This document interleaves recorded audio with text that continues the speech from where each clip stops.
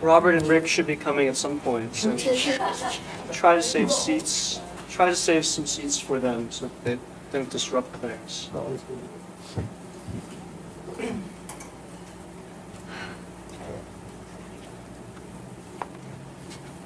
Moving from Aurobindo to Teilhard is a fascinating intellectual adventure, because the two of them have visions that are equally enormous, spectacular vistas of the whole of cosmic evolution, not only in its past and in its future. And in many ways, these visions bear a striking resemblance to each other. And I'll be touching on some of those indications as we go along. But I wanted to start with a few kind of introductory comments, facts that interest me about Teilhard. The first one is one that I mentioned, I think, the first week we were together. And that is, I don't know how many of you have ever seen this strange book, Aquarian Conspiracy, Marilyn Ferguson. This was a kind of manifesto of the new paradigm, new age thinking, whatever term you want to use for it. And of course, none of us have found a good word, one that does not evoke implications that we'd rather not have involved. Charles Tart suggested once that we begin to call it the new culture, which I think is fairly value-free, doesn't have some of those negative connotations. I don't care what we call it, new age, new paradigm, new culture. There is, as I think all of us in this room and at CIS are aware, there is some new worldview forming, taking shape in a kind of inchoate, groping way. And I'm using that term groping in an almost technical sense, because we'll see that that's the way Teilhard uses it later on. In any case, Marilyn Ferguson published this book in the 70s, actually 1980 is when it was actually published. And in preparation for the book, she had spent some time conducting a poll of people who she considered to be representative of this new vision that seemed to her to be percolating in the culture, this new paradigm, new age, whatever you want to call it. And she chose about 200 representatives of this. People who had become known to her through her publication of a journal called Brain Mind Bulletin, in which she was pursuing some of these new ideas. And she says that it was a pretty reasonable cross-section of the sorts of people who seemed to her to represent this new direction of thought and activity. And among the questions that she asked, again, I mentioned this to you the first week we were together, among the questions she asked in this poll was,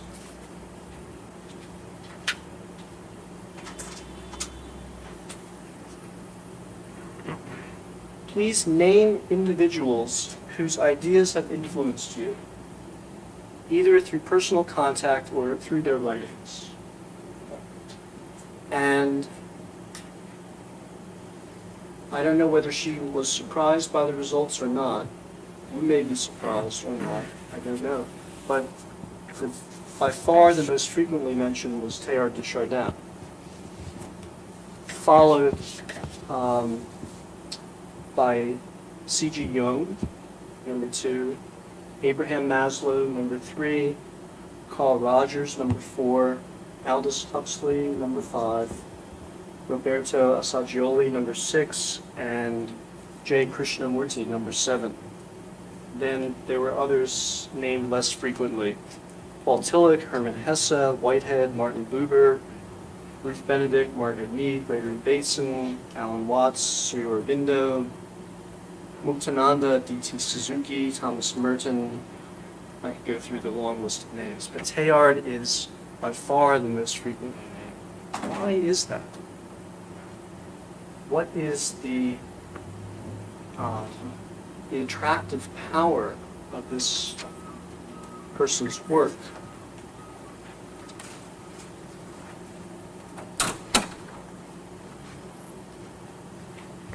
So I wanted to begin with that fact, just mention it to you, that if as an institution, the California Institute of Integral Studies finds itself in a lineage in which Sri Aurobindo plays an absolutely fundamental role, as part of a larger movement, CIIS is a representative of a cultural unfolding whose roots seem to be inextricably bound up with the thinking of Teilhard de Chardin. Just by the way, when I say Teilhard de Chardin, you should realize that this is his last name. This whole thing is his last name. His first name is Pierre, and you'll sometimes see him called Father because he was a Catholic priest. So he's Father Pierre Teilhard de Chardin. So never ever call him Chardin or de Chardin. You can call him Teilhard de Chardin, or sometimes people will just, as I've been doing, call him Teilhard. But this is his last name. So we find ourselves at the beginning of the 21st century here at CIIS in the midst of a cultural movement, in mysterious ways at the center of which lies this somewhat obscure to the rest of the world Jesuit priest / paleontologist, because as you know, I hope you glanced at the introduction to the book. You know that Teilhard was both a Catholic priest and theologian, and simultaneously a profoundly committed and very successful scientist whose field was paleontology. And he was, in fact, involved in the discoveries of Peking man, Homo erectus. Very significant work. So according to Marilyn Ferguson, as I said, our new age, our new paradigm, our new culture seems to have as one of its fundamental threads the work of Teilhard. I wanted also to read to you another very brief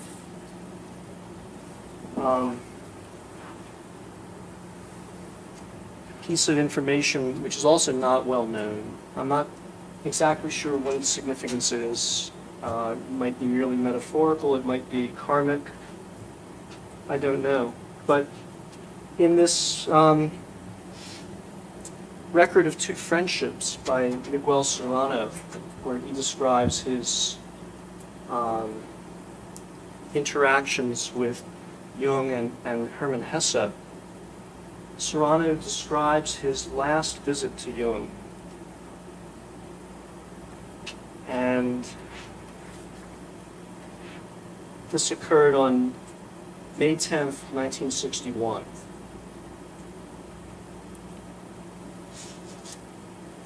Jung was in his 80s. Serrano didn't know it. He knew that Jung was ill at the time. What he didn't know was that Jung was about to die. Within 3 weeks, Jung was dead. 3 or 4 weeks.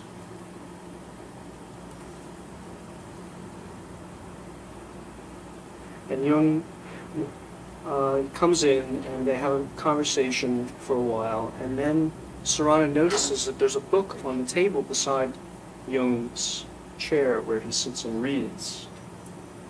He says, on the small table beside the chair where Jung was sitting was a book called The Human Phenomenon by Teilhard de Chardin. I asked Jung whether he had read it. It is a great book, he said. His face was pale, but seemed strangely illuminated by an inner light. His hands protruding from the wide sleeves of the oriental gown were at once gnarled and delicate. Once again, I noticed the Gnostic ring on his finger. Now, that was that was May 10th, 1961. A week later, Jung had a brain embolism, which left him unable to read anymore. His secretary, Ruth Bailey, I don't know if she was his secretary or his assistant, but she read to him a little bit after that, but he couldn't read himself. And he grew weaker and weaker. On May 30th, he collapsed, and from that point on was bedridden, and on June 6th, he died. What this apparently means is that the last book that Jung ever read was Teilhard's The Human Phenomenon of Man. Again, I don't know exactly what the meaning of that is, but it's intriguing that it was in that list that Marilyn Ferguson gives. The first two names are Teilhard and Jung.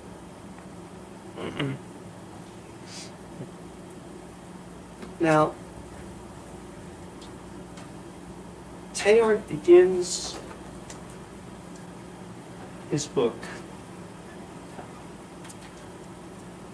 The Human Phenomenon is the accurate translation of the French. The phenomenon of man is incorrect. And there's, of course, a new translation that's just appeared called The Human Phenomenon. It's available. There's a preface by someone named Brian Swimming.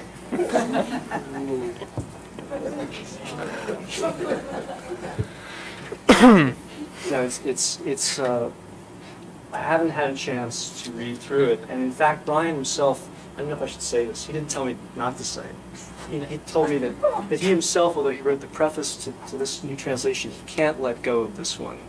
He's read it so many times, and I've read it so many times, you can see it's crumbling to bits. It's hard to let go, and it's hard to let go, I think, partly because this translation, and I assume that the new translation does this also, but this translation certainly captures the incredible poetry in Teilhard's language. And for me, this is a crucial element in the power of his contribution, because he was dealing with a whole array of new ways of thinking that he had arrived at in the course of his own intellectual journey that were not yet well formed, and a number of them have since become more and more well formed. In fact, have become branches of mathematics and so on. We'll be talking a little bit later today about complexity theory and chaos dynamics and so on. These fields didn't exist when Teilhard was writing, and yet he had an extremely clear intuition about those ways of thinking.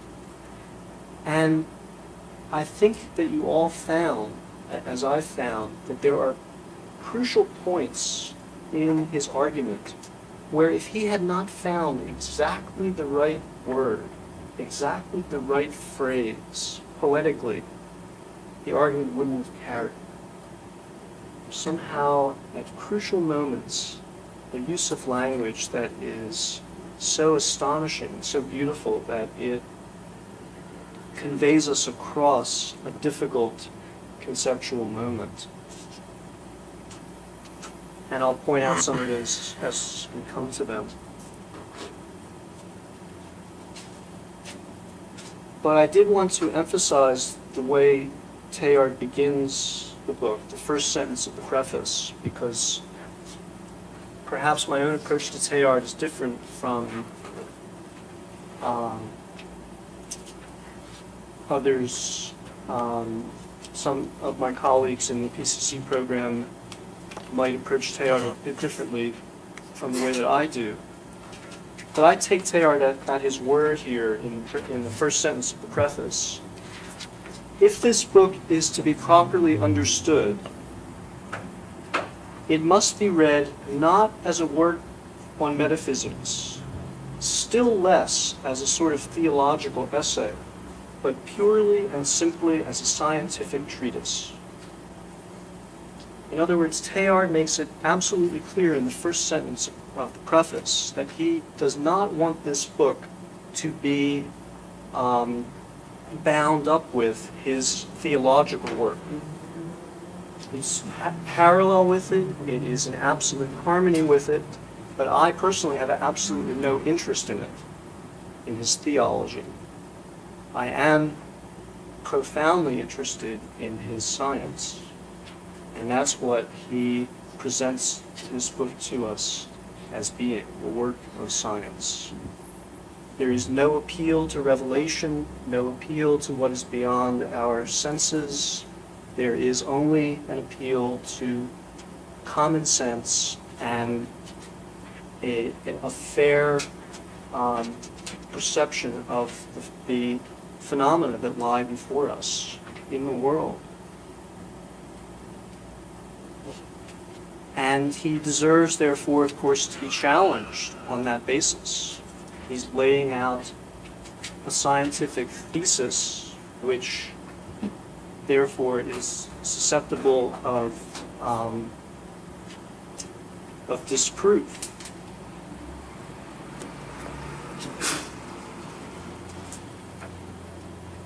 And so we can probe, question, and challenge, but the first task is to get clear exactly what it's saying. So that's what I want to try to do today, at least with the first half of the book. Can you hear me all? Am I speaking loudly?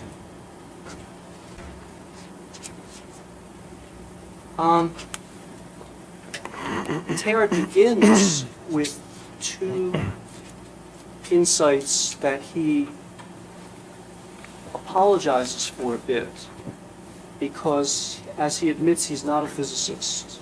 His field is biology.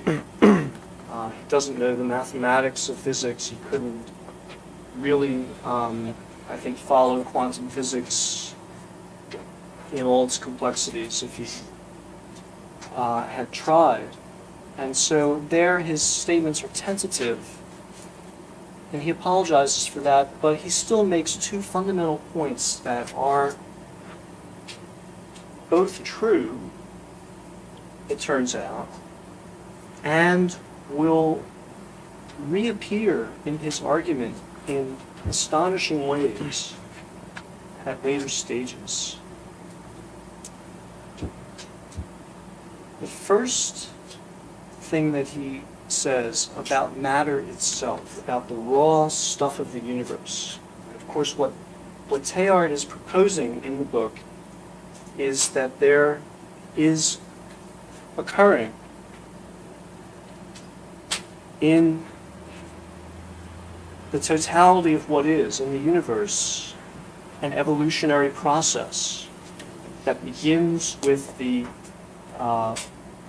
earliest stages of universal history, of cosmic history, that is the moments after the Big Bang and creation of matter, and that has proceeded up until the point that we have reached at this moment, and is following a trajectory which perhaps he claims we can make out.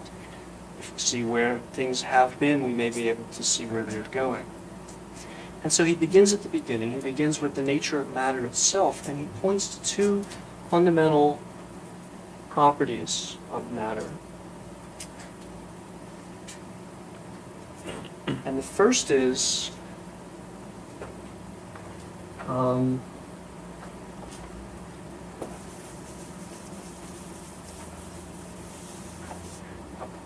what he calls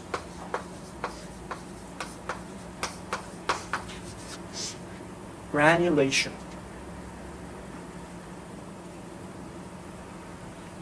This is an idea that is so simple that it's almost infinitely profound, and it will end up containing within it the secret of cosmic evolution, and will enable us, if we accept its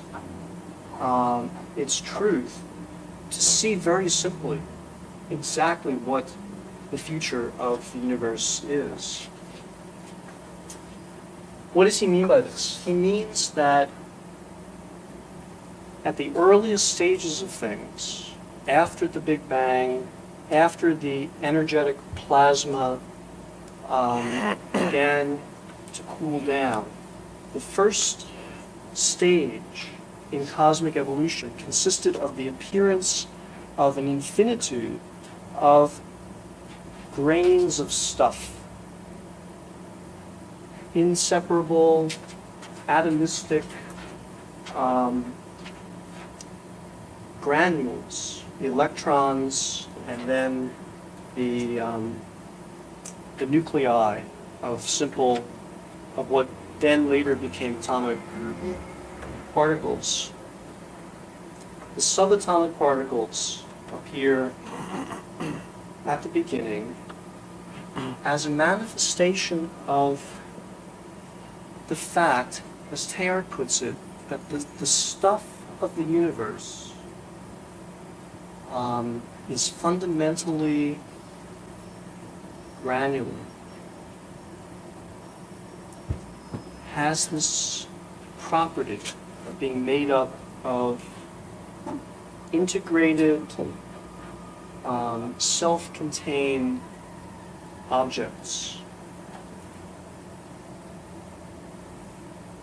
And wherever we see such integrated, self-contained objects, we're going to discover later on in his argument, he will make the claim that at those moments, what we see is a return to the primal source of reality itself, the meaning of universal cosmic evolution. This principle and process of granulation lies at the very heart of things. And it is actually the same as its opposite.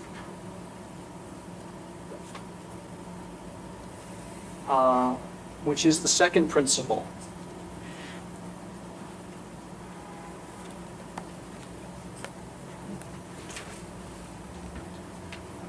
And that is homogeneity.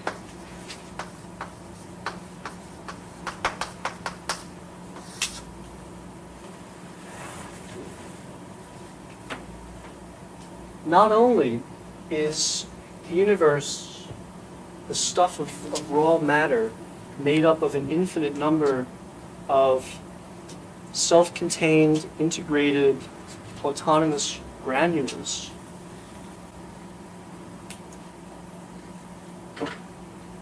but simultaneously, we know, because matter is both particle and wave, or the energy that makes up matter can be described both as formed from particles and made up out of waves.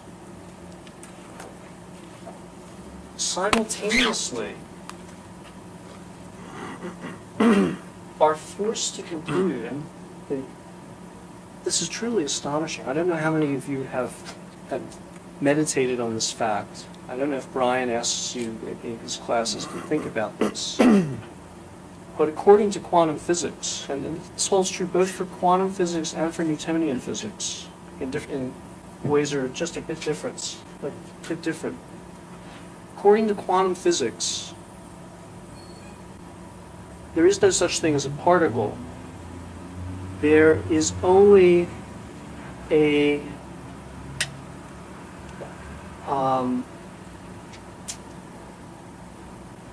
probability that you will find a particle in a particular place. There's no such thing as a discrete object. There is only a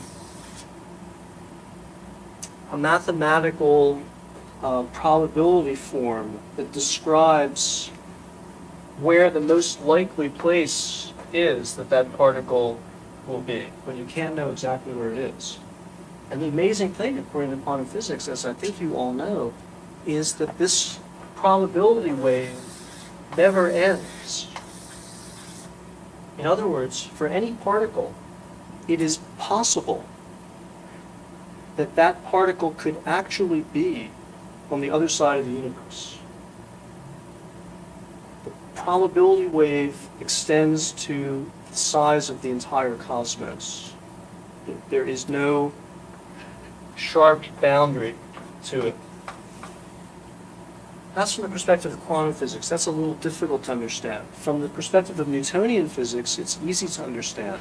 And that is, we know in Newtonian physics that the force of gravity and other energetic forces as well, but let's take gravity as an example. The force of gravity decreases according to the square of the distance between objects. But what that means is that your gravitational field, the gravitational force that you exert, extends to the limits of the universe. It's very, very thin. It gets thinner and thinner and thinner, but it never reaches zero. The gravitational field, the gravitational force of your bodies, of every atom in your body, extends through the entire universe. And the same is true for every other body and every other particle in the universe. It is all absolutely, inextricably interconnected, without any quantum magic, just on the basis of Newtonian physics. And quantum theory then makes it even more profoundly true that this is the case. Now, Teilhard doesn't talk about this fact very much, but please bear in mind that if you take that fact and connect it with the idea emerging from complexity theory, that very subtle forces can have profound implications under certain circumstances. Do you all know the butterfly effect, what that expression refers to? Of scientist, a mathematician, climatologist named Ulansey in the 1970s, I think,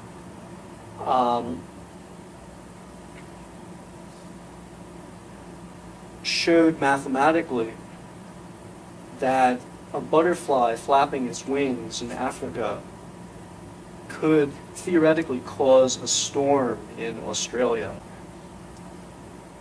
If a chaotic system is present, it is extremely, excruciatingly sensitive to initial conditions, as the mathematicians put it.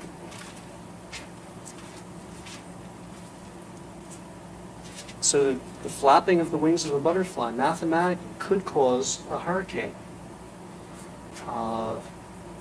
as a result of the incredible sensitivity of a complex or chaotic system in its chaotic state.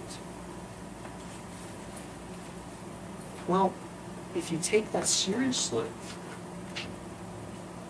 then it's possible that there are complex or chaotic situations out there in the cosmos that are at this moment exquisitely sensitive. And even you're moving your hand is, as we've just seen, connected with everything else that's happening in the entire universe. There's no doubt about that. It's a fact. It has to be accepted. Your moving your hand could set off a tornado on Aldebaran, one of the planets of Aldebaran. Or at some infinite distance in the cosmos, there could be some infinitely chaotic system where even the movement of a single electron in your brain as the result of a thought that you're having could create who knows what, some enormous result. This is going to come back, we're going to come back to this later in our discussion. But the point that I want to make at the moment is that Teilhard says that because of these factors that I've just described to you, that gravitation and other forces extend to the limits of the universe, that the quantum probability fields also extend to the limits of the universe is entirely interconnected, and therefore the universe is one thing. The entire cosmic process is one thing. And I said that that was the opposite of granulation, and of course it is. On the one hand, granulation is saying that the universe is at root an infinite multiplicity of things. That's its fundamental nature. Now I'm saying, or he's saying, that the universe is fundamentally one thing. But those are actually the same statement at a deeper level. Because what Teilhard is saying is that the cosmos is the ultimate granule. The cosmos itself has that property of granulation.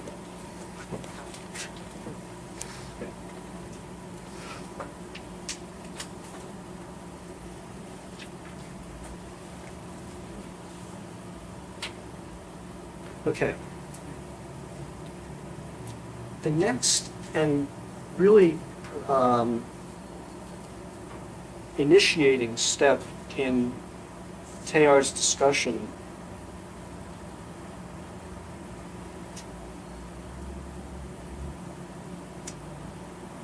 is his pointing to a phenomenon that none of us are able to dismiss. We are forced to assent to its reality. And that is, we know, each of us knows without question, without doubt, that there is a dimension within the universe, a dimension of withinness. And that's because each of us possesses a direct experience of that. Each of us possesses consciousness. We are aware of ourselves, we're aware of our experience, we're aware of the universe from the inside. Each of us is the inside. This is not a property of things, it's not a property of the outside world. It is an entirely different direction of ontology, an entirely different level of reality. We don't know if there is a within anywhere else. We have no direct experience of it. But we know that each of us has incontrovertible proof that withinness exists. Can you all accept that? Then Teilhard makes this wonderful move.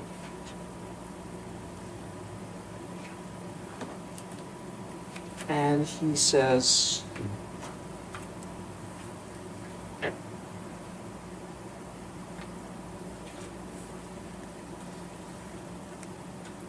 on page 54, it says, things have their within They're reserved, one might say. Here's that poetry. They're reserved, something held back, something that's inner.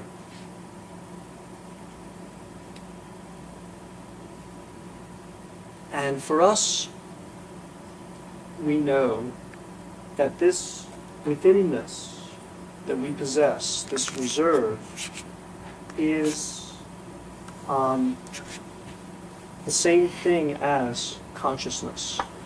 It is consciousness. That is our direct experience. To go back to the first week when we were together, and I was talking about David Chalmers, and the definition of consciousness that he took from Thomas Nagel, the philosopher, namely that something is conscious if there is something that it is like to be that thing. If there's something that it is like to be a cup of soda, then this cup of soda is conscious. Is there anything that it is like to be this? Is there a within to this? Is there an experience that this has of its existence in the universe? It may not, but we do. But then Teilhard makes this amazing move. He says, in our experience, there are spheres or levels of different kinds in the unity of nature, each of them distinguished by the dominance of certain factors which are imperceptible or negligible in a neighboring sphere or an adjacent level. Then he gives an example. On the scale of our organisms and of our constructions, that is, in the human world, in a world of our size, velocity does not seem to change the nature of matter. However, we now know, thanks to Einstein, that at the extreme values reached by atomic movements, it profoundly modifies the mass of bodies. And the same is true, in fact, for large objects. In consciousness? No, mass. Mass. Yeah. It's a man. Okay. No. Well, he says the nature of matter. Okay.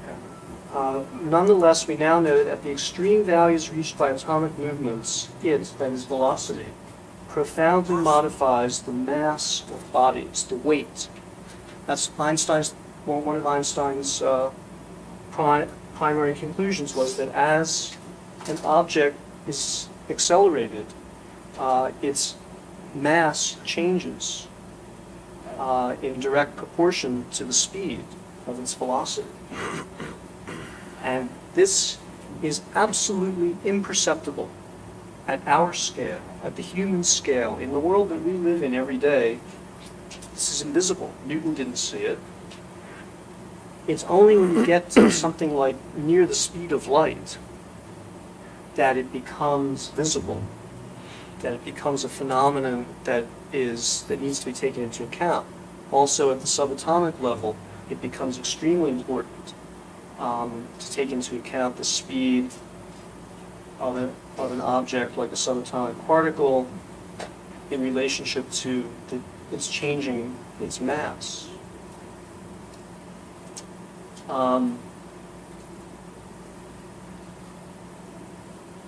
Newton didn't know it.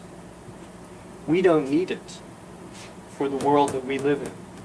It's an effect so tiny that it's absolutely imperceptible. We don't know it exists. But Einstein, looking at the extreme case of objects moving near the speed of light, was able to show that the velocity of an object changes how much it weighs, changes its mass. Why is that important? It's important because that fact about the nature of the universe and about the nature of matter only shows up at a certain scale, a scale where we're talking about objects moving almost as fast as light, or the subatomic level. at those extreme locations, a property becomes visible, which at other scales, like the scale of that we live in every day, things the size of a meter or a couple of meters, at other scales, it's invisible. Now, one could have said that it's only objects close to the speed of light that possess this property of having their mass changed by velocity. But that's not the case. This phenomenon, this property that becomes visible at that extreme point, is actually present everywhere, but in a very thin, very attenuated way. Every object, no matter how fast it's moving, has its mass changed a tiny bit. Why is this important? Because Teilhard will be arguing that the same holds true for withinness. We know that withinness exists at a certain place in the universe, and that is inside ourselves. At a certain degree of intensity, withinness appears. At a certain extremity, withinness becomes visible. Now, the change of mass as a result of the velocity of an object becomes visible at the extremity of speeds approaching the speed of light. Along the scale of velocity,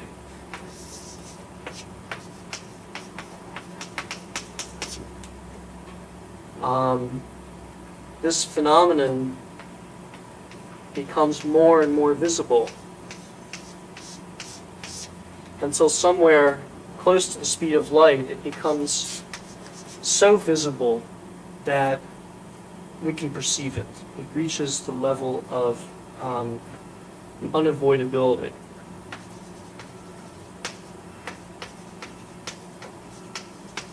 But even at the very bottom, it's still present. It's just not visible. Here, let's call it the point where it becomes visible, visibility of it. As you go up the scale of velocity, it suddenly, at a certain moment, reaches a point of visibility. Teilhard is saying in this opening section that lays out the fundamental idea of the entire book, that the same thing is true for withinness. As you go up further and further along a certain scale, withinness approaches visibility. And then at a certain point it becomes visible.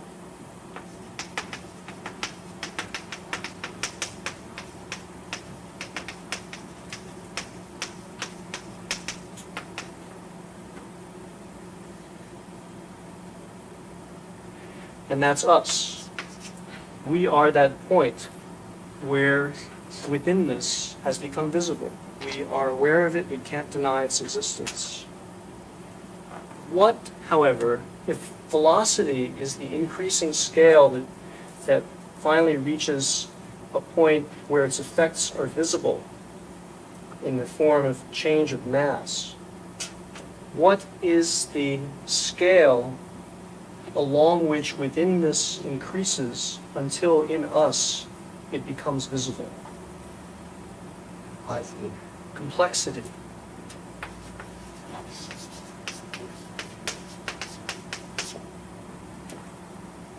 This is Teilhard's, what he calls the law of complexity and consciousness.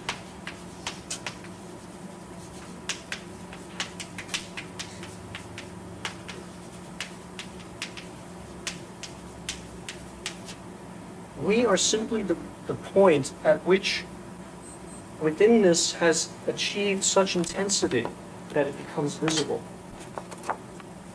But, like the change of mass of objects, which is a phenomenon that occurs, that is omnipresent, even though it's only visible at a certain extremity, like the change of mass of objects, within this is actually omnipresent. It reaches its place of visibility in us, but it is actually present everywhere. The universe, he says, is lying from within at all points by this inner dimension.